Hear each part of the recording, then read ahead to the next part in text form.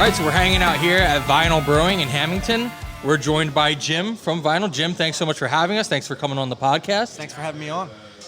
These beers are goddamn incredible. I can't get over it. I had heard nothing but good things before we came, and I still think that they probably succeed the expectations that I had, especially the plethora of sours that you have, which is right up our alley. So first, thank you for these. They're really great. Oh, thanks for saying that. That's awesome. Before we talk about the beers, and we will talk about the beers, want to ask, Vinyl Brewing. So Vinyl, we can see in here the artwork and everything, music inspired, but Right.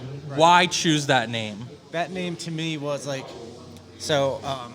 growing up, and still to this day, just huge punk rock kid. So, and I grew up in bands. So vinyl to me was being in my bedroom as a kid, listening to punk rock on vinyl records. So I wanted to sort of pull both of those aspects of my life, like love for beer and love for punk rock, and blend it into one thing. Yeah, that's exactly what we do here. We love the Sixers, we love drinking beer, and we were like, fuck it, let's put it together. Right. Why not? And so far, so good.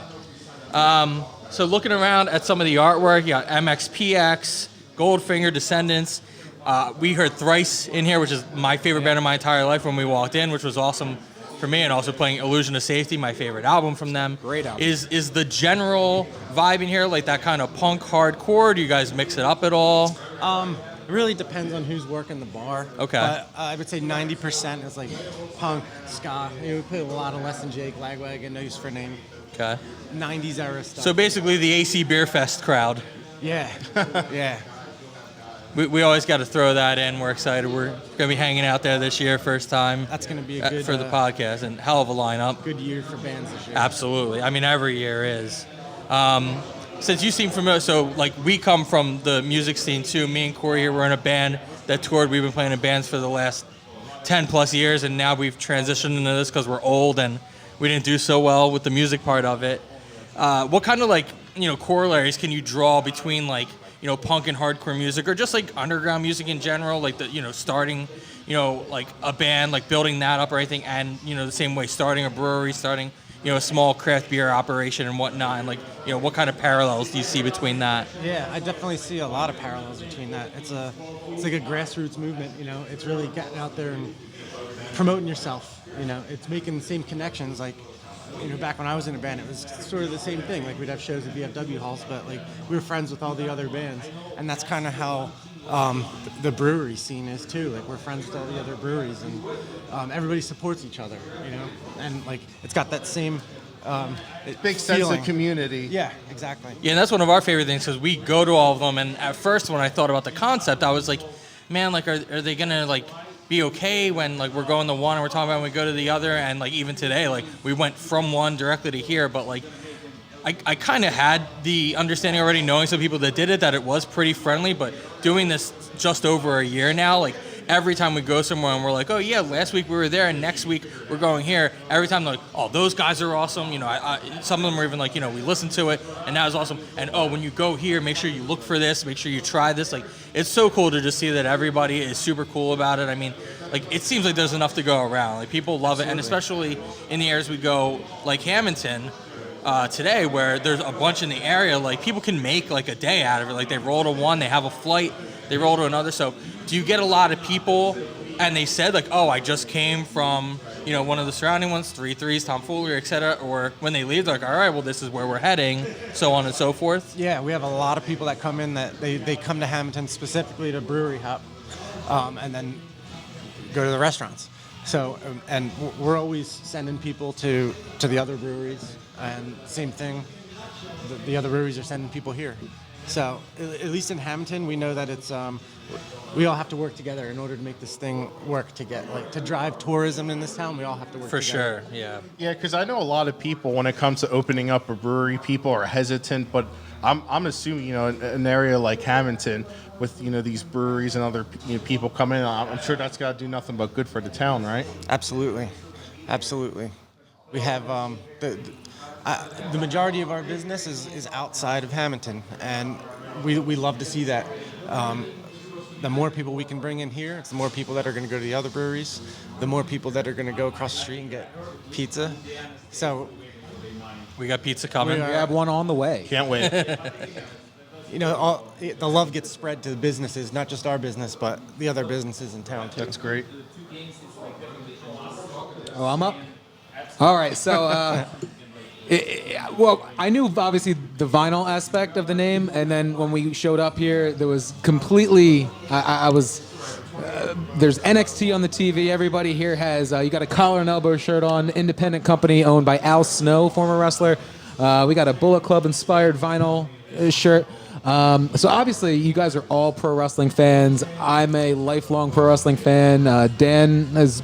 He fell out at one point, but came back in. Watching the Rumble tomorrow, there's that. Right? Yeah. No. He's but, what you call a mark. well, That's what he's saying. there was a lot of people that fell off when the invasion happened in like 2001. So just quick about like wrestling. Have you been a lifelong wrestling fan yourself? Lifelong wrestling fan. I don't remember a minute of my life where I didn't watch wrestling. Okay, I can relate to this. All right, Sean and Marty being thrown. Sean throwing Marty through I the. feel like I just lost a best friend. No, but I'm just saying. So, realistically, when you with wrestling, have you guys had any type of wrestling-inspired beers, maybe that you've done with names and stuff like that? Yeah. Occasionally we do reference wrestling in some of our names. One of the more notable ones that we have is Muda Scale. Okay. So, you guys are familiar with the Muda Scale? Well, I was gonna say. Well, first of all, I'm assuming you're talking about the. Are you talking about the Great Muda? Yes. Okay, so is it inspired after one of the colors of Miss? Well, it's inspired by a match that he had, and I believe it was in New Japan Pro Wrestling back in the 90s or late 80s, and he had bled so much that they, you know, like insiders like Meltzer and stuff, they started like referring to the Muda Scale as like every match. Well, how much did this guy bleed? So it's like, oh, it's Okay. like a 5 on the Muda Scale. Gotcha. So like we made a beer that's blood orange and hibiscus, so it's red and to look like blood, and we named it after the Great Muda. Okay. That's pretty cool. Couple quick rapid fire questions. You know, just trying to keep this stuff in here while we're on here. Well, who would you say is your all-time favorite wrestler? All-time favorite wrestler? Oh man, The beer-related answer is Stone Cold, right? Right. yeah. This is a loaded question. You got to give him some prep for something like that, man. You can't just I like rapid fire that I like to one. rapid fire things. I mean, if you ask me, I don't even really have an answer. I'll always kind of, I guess, look back at my childhood and probably say HBK?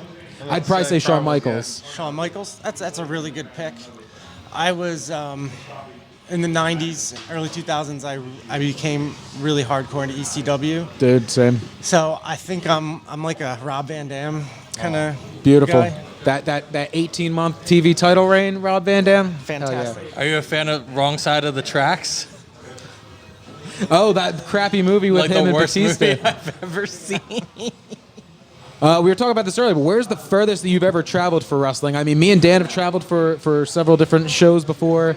Gone to New Orleans. New Orleans. I've been to Dallas, Atlanta. Where's the furthest you've gone? The furthest I've gone, I flew to Tokyo. Oh, wow. This yeah. is tremendous. I flew to Tokyo so we could watch some wrestling. Planning on going back this coming January for Wrestle Kingdom. There you go. That's But, the ultimate.